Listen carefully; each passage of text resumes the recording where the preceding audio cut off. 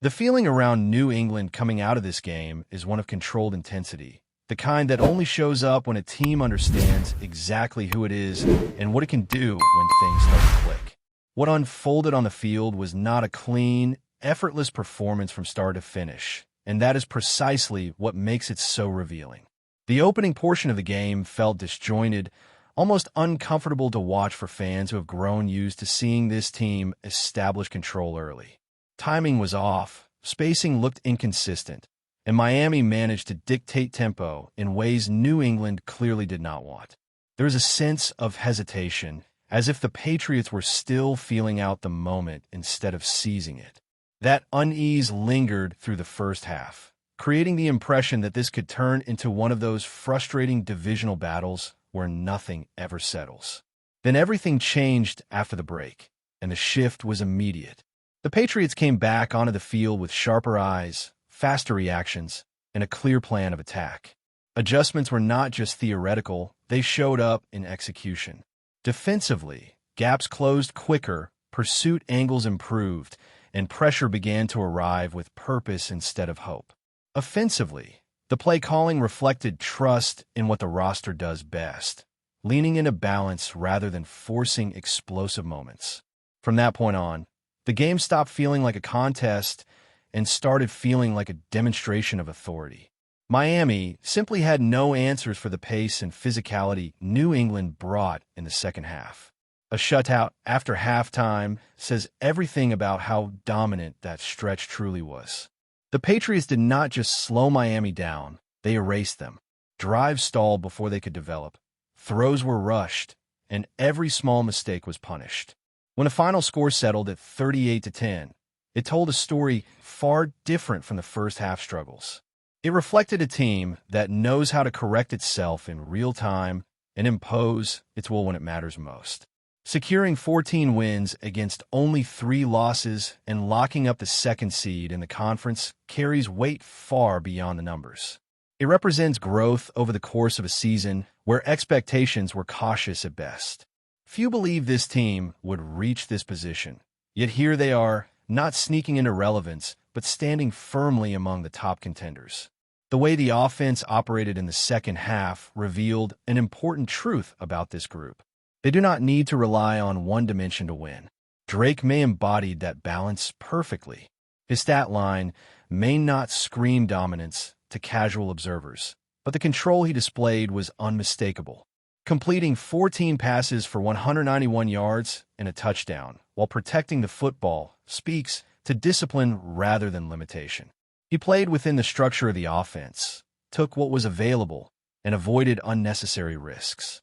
His ability to extend plays with his legs without turning them into chaos added another layer of stress for the defense. There was no sense of panic, no urge to chase big moments for personal recognition. Everything about his performance pointed toward a quarterback who understands situational football at a high level. That understanding allowed the run game to become the centerpiece, and once it did, Miami's resistance crumbled. Ramondre Stevenson delivered one of the most impactful performances of his career in limited opportunities. 7 carries turning into 131 rushing yards, his efficiency bordering on brutality. Every run felt decisive, as if he knew exactly where the crease would open before it happened. Adding 3 total touchdowns only amplified the effect, but the tone was set by how he attacked defenders. There was no hesitation, no dancing behind the line. He trusted his vision, hit holes with conviction, and punished arm tackles.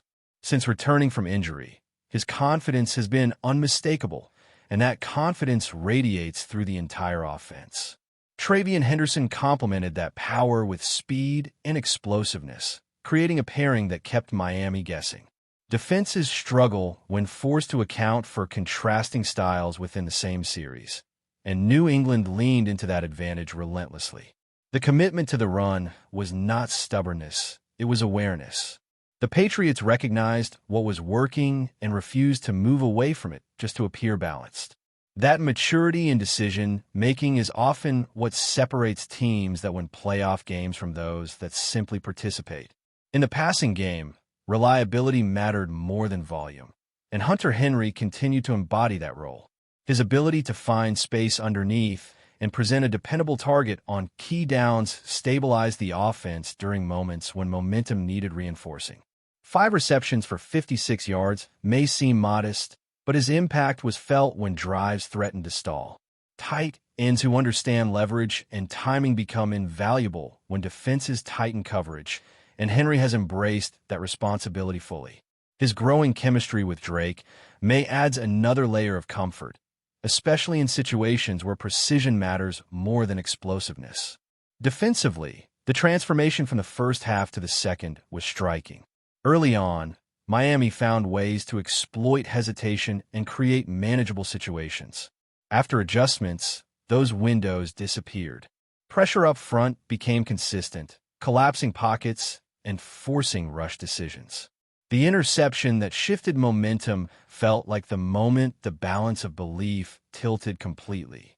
From there, New England played with controlled aggression, staying disciplined while still attacking.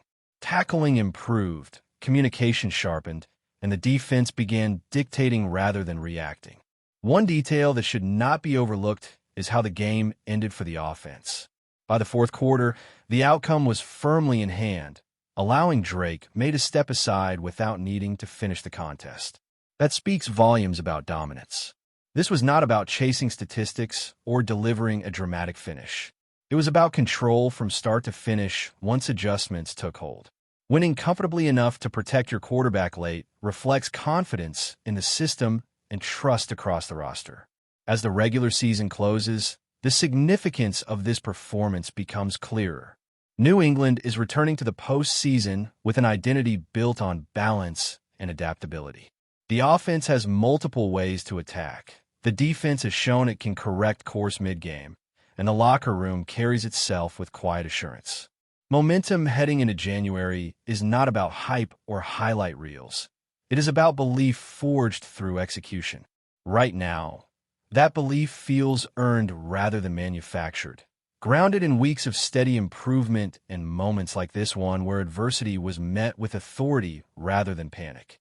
As impressive as the turnaround itself was, the broader impact of this performance extends far beyond a single game. Around the league, perceptions shift when a team shows it can absorb early pressure, correct its flaws, and then completely take control. That is exactly what New England demonstrated. The conversation naturally centers on Drake May, not because of gaudy numbers, but because of the way he influences the rhythm of the game. His presence under center brings a sense of order. He does not rush decisions. He does not abandon structure when something breaks down, and he rarely puts the offense in compromising positions. That kind of command is difficult to quantify, yet it defines winning football, especially as the stakes rise. What makes his development stand out is the context in which it is happening. This is not an offense built to shield him completely or ask him to survive on short throws alone. It is an offense that adapts, sometimes leaning on the run, sometimes asking him to make key throws in tight windows, and sometimes trusting his mobility to extend drives. In this game, his legs were as important as his arm. Those extensions did more than add yardage. They drained energy from the defense and disrupted coverage discipline. When a quarterback can punish hesitation without forcing reckless throws, defenses are forced to play honest, and that opens opportunities across the field. The balance created by that approach has transformed the backfield into a genuine strength. Ramondre Stevenson's resurgence has reshaped the personality of this offense. Since returning healthy, his runs have carried intention. He is not waiting for lanes to appear. He is creating them through decisiveness. His vision through traffic has sharpened, and once he reaches the second level, his power becomes overwhelming. Defenders hesitate, unsure whether to attack high or low, and that split second is all he needs. When combined with the speed and change of pace Travion Henderson provides, the result is constant stress on opposing coordinators. Every series presents a different problem, and there is no comfortable adjustment. That pressure extends to the receiving group, which has quietly embraced efficiency over volume. Targets are distributed without complaint, and rolls are executed with precision. When the ball comes their way, routes are crisp and timing is trusted. When it does not, blocking, and spacing still matter. That collective buy-in reflects a locker room that understands the demands of playoff football. Hunter Henry remains a central figure in that structure, offering reliability when coverage tightens and chaos threatens to creep in. His understanding of leverage and soft spots in zone coverage has turned him into a stabilizing force, especially on critical downs where composure is essential. Defensively, the growth throughout the season has been just as telling. This unit no longer unravels when an opponent finds early success. Instead, there is patience and adjustment. Early drives against Miami exposed some hesitation, but the response after halftime revealed a group that trusts its preparation. Pressure began to arrive without excessive blitzing, allowing coverage to remain sound. As pockets collapsed more quickly, throws became hurried, and mistakes followed. That formula becomes even more potent in postseason play, where quarterbacks are often forced to take risks under duress. Still, this defense is not without areas that demand attention. At times, coverage has leaned conservative, allowing short completions that keep offenses on schedule. Against elite competition, that approach can be dangerous. Tightening windows and challenging receivers at the line may be necessary to disrupt timing before it develops. The encouraging sign is that the personnel appears capable of executing that more aggressive style when required. When corners play with confidence and safeties trust their reads, this defense looks capable of dictating terms rather than reacting to them. Special teams have quietly added another layer of confidence to the overall operation. Reliable kicking from distance influences decision-making in subtle but important ways. It affects how drives are managed late in halves and reduces the pressure on the offense to be perfect. Those margins become critical in January, when games often hinge on field position and a handful of key plays rather than sustained dominance. With the regular season behind them, the focus now shifts entirely to the postseason environment that defines football in New England. Home field brings more than familiarity, it brings expectation. Cold air, crowd noise, and intensity are not obstacles here. They are part of the identity. This team understands what it means to defend that environment, and the confidence surrounding the organization reflects that understanding.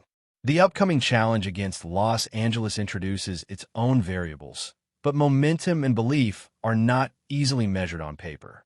New England enters this stage having built its confidence through steady progress rather than sudden flashes. What stands out most is the absence of complacency. There's no sense that simply reaching this point is enough. Every detail appears magnified, every preparation rep treated with urgency. The Patriots look like a group that understands how narrow the margins become once the postseason begins. They are not relying on emotion or narratives to carry them forward. They are relying on structure, adaptability, and trust built over the course of the season. That trust is evident in how the team responds under pressure. When something breaks down, there is no visible panic. Adjustments are made, communication remains steady, and focus shifts immediately to the next snap. That mental resilience often separates teams that fade under playoff intensity from those that thrive.